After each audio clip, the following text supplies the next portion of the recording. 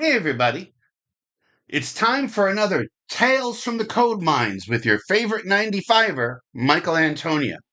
This week, fixing Amazon Maps with the Think system. My first job at Amazon was working on the Amazon Maps application on the Fire Phone. Now, Fire Phone was a device created for a single user, Jeffrey Bezos, and the sales figures reflected that. The Maps team, however, had some of the smartest people I'd ever worked with. The 3D map rendering engine developed by the team from UpNext was state of the art. It rendered beautiful 3D buildings integrated with our street level maps. I learned a lot on that team, which was one of the hardest jobs I'd ever had. You see, after 18 years at Microsoft, I had a deep knowledge of the Microsoft ecosystem and tool chain, none of which was used at Amazon. Moving to Amazon meant learning a whole new set of tools, programming languages, IDEs, API conventions, source control, and of course, the operating systems were different. I used PCs at home, so I really hadn't kept up with what was going on technologically outside of Redmond. However, I was determined to succeed in this new environment. When I went to the IT desk to get my laptop on my first day of work, I was given the choice of Mac or PC. I chose Mac to make a clean break. This ended up being a great choice, as I could take the Mac home and practice my Unix skills, which had gone stale since I had worked on a Next computer 2 decades earlier in Chicago. I worked hard, delivered many features for Amazon Maps, and built trust with my coworkers. After the predictable cancellation of Fire Phone, our director, Chris Wenneman, worked hard to find a new home for the team. This was remarkable because he himself did not plan to stay. That integrity really impressed me. Chris had spent a lot of time creating an amazing development team, and he wanted us to succeed even outside of the phone space. He found us a home in Last Mile, the organization that runs the many Amazon branded vans that you see in your neighborhood. Now, Amazon delivers to practically every address in America and many addresses worldwide. The geospatial data Amazon gathers from those deliveries, where to park, where the front door is, where packages should be left, is unrivaled. Google may have Street View, but Amazon employees go right to your front door, and when they scan a package for proof of delivery, the GPS location is recorded. Further data gathering equipment is on every van. Given that the delivery app didn't have maps, that meant drivers had to switch between the delivery device, codenamed Rabbit, that they used for the scans, and their personal phone for maps. This feature hole was one that Amazon Maps could fill, giving Amazon more control over how vans routed between stops, traffic avoidance, left hand turn avoidance, route optimization, etc.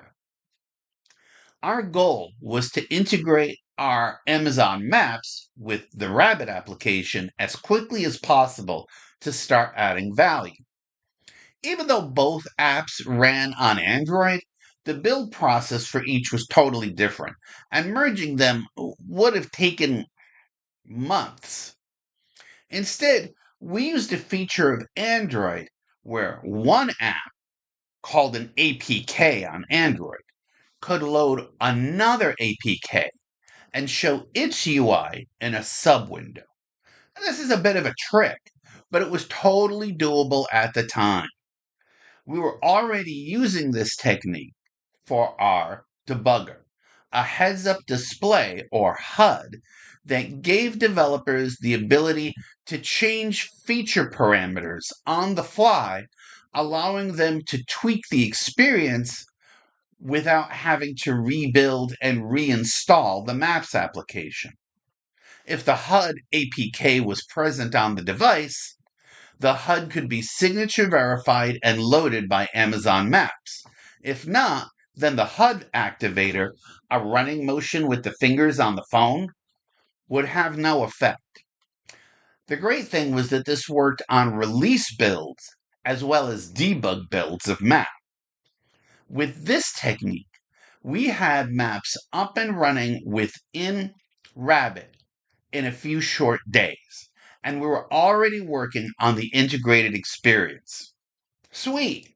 We successfully deployed Maps to the Rabbit devices. We also started Prime Now, a last-mile gig economy program where people sign up to deliver packages for Amazon. This allowed Uber drivers or Grubhub drivers to get a few extra hours in, and it allowed Amazon to deliver more packages.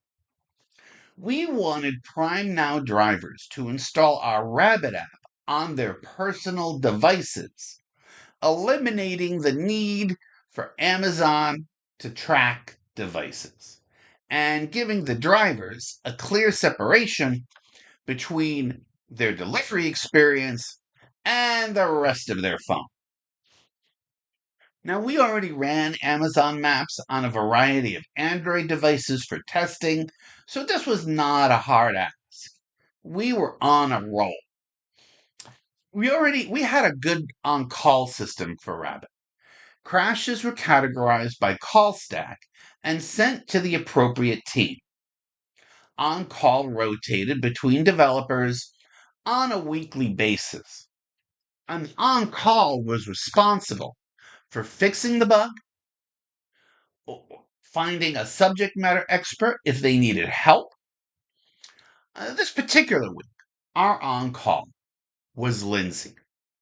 Lindsay was one of those young people who just amazed me.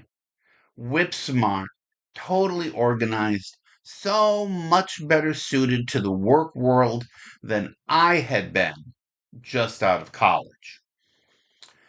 She was looking at a bug we had, a crash loading the SO file. As I learned shortly after joining Amazon, an SO file is the Unix equivalent to a DLL, a dynamically loaded library, code that can be loaded by your code at runtime. This allowed our Java application to call the C++ code that rendered our maps. Separating the code this way gave us low-level access to the built-in GPU to deliver 60 frames per second to our users. And it allowed us to run the rendering engine for Amazon Maps on other devices such as iPhones, which was super useful since we now had to support the iPhones that many of our Prime Now drivers had in their pockets. But this bug was on Android. Specifically, some of our drivers were complaining that their Android devices couldn't load the maps. Now, at the level of integration we had, this didn't crash the Rabbit app or make it completely unusable, but it did prevent the drivers from using Rabbit for routing. This was affecting a growing number of users. It was a high priority bug for us, and our management expected a build to go out with a fix that week. Now, I had recently been promoted to senior developer, and I'd worked extensively on the HUD. So Lindsay came to me for help. I found that she had researched the issue thoroughly. tried many ways to reproduce it, but had come up empty. Now, normally, when a device can't load an SO file, that means the device is using a different chipset, and we don't have an SO file that matches that chipset. Now, Amazon Maps supported two chips, Intel x86 for running on a PC or a Mac for debugging, and ARM for Android and iOS devices. But we only shipped the ARM SO file to our customers. Could this phone be running something other than ARM? No. Lindsay had checked the device specs. It was an ARM chip. So now we were both working on this bug separately. I despaired of getting any further than she had, but I went through all the debugging steps and was unable to reproduce it. I spent a lot of time reading the SO loading code, the relevant Android and Unix documentation, but nothing stood out.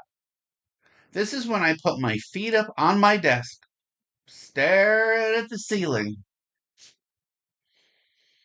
and started to use the Think system. Like from the Music Man. An APK is a zip file, basically a small file system that looks like a single file. The SO files are stored in the lib directory, and lib has subfolders for each chipset. Now, Java, as a language, isn't fully compiled. Instead, you ship your Java code in a precompiled state called bytecode. It is then just-in-time or JIT compiled to the chipset of the device, and then the SO files are loaded from the correct subfolder. But the error said that the file could not be found. Unsatisfied link error. DL open failed. Library not found. But the file was on the device. The bug report had the complete list of files in the APK. I could see that it was sitting right there in the zip file under lib/armabi, right where it should be. I downloaded the official build just to make sure I wasn't crazy. So how does Java know which SO file to load, I thought? Well, it's almost identical to how C# loaded DLLs, dynamically loaded libraries, on Windows, and I knew that well from my time at Microsoft. I had loaded DLL files from C# on the Media Center and Connect for Windows projects. Windows at that time wasn't a single operating system, it was two.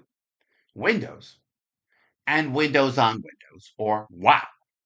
WOW was the 32-bit subsystem that provided compatibility between older 32-bit applications and the 64-bit application, at least on 64-bit chips running 64-bit Windows.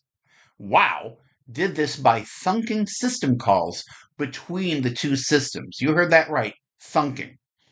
No user would buy a 64-bit OS that couldn't run their old apps or printer drivers. The C# runtime could run apps either in 64 bits or 32 bits. It did this because the application might only have a 32-bit version of the DLL. Now, the C# runtime has no way of knowing which DLLs do or do not exist on the disk. So the C# application has to tell the runtime which OS to run on. It does this using a flag on the executable called a Common Object Runtime, or CORE flag. Could a similar thing be happening with our Maps app?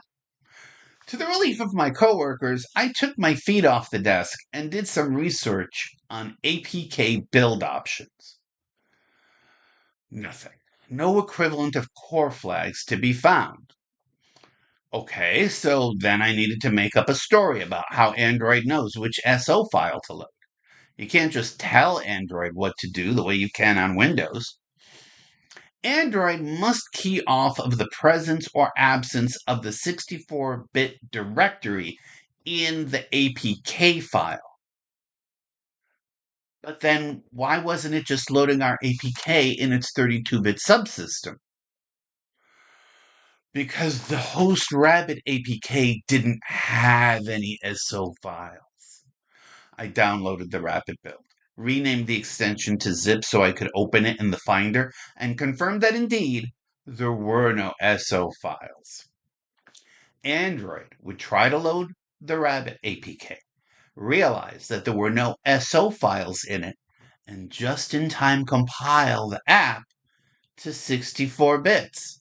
Then, when we loaded the map APK, Android would compile that to 64-bit as well.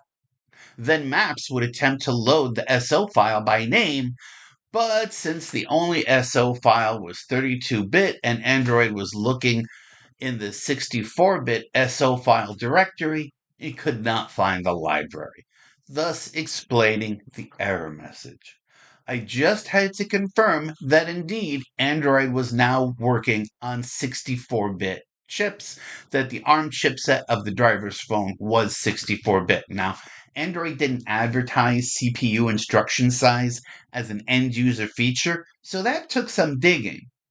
Once I had the confirmation in hand, I went to Lindsay and said, I know how to fix the bug. She looked at me dumbfounded. How? I watched you. You were just sitting there staring at the ceiling. How'd you figure it out? She said. I said, I simply thought about it and figured it out. I said, let's go get the stakeholders together so I only have to explain this once.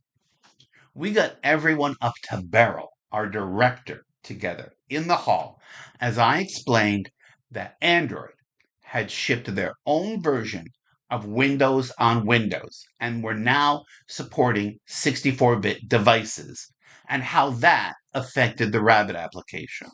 How do we fix it? They asked. My answer was simple and elegant. I would create the world's smallest 32-bit SO file and add it to the Rabbit app. We didn't even have to load the file. Its mere presence would cause Android to JIT compile Rabbit to 32 bits, which would cause Maps to JIT to 32 bits, which would allow Maps to load the SO file in the APK. That took about half a day. We tested the app to ensure no regressions and shipped the fix. We didn't even have a 64-bit device to test on. They were so new. Soon we did get a device. We were able to reproduce the bug and verify the fix. It was a very satisfying experience, and it set the dopamine receptors in my brain firing on all cylinders. Well, thanks everybody. I'll see you in the next one. Bye bye.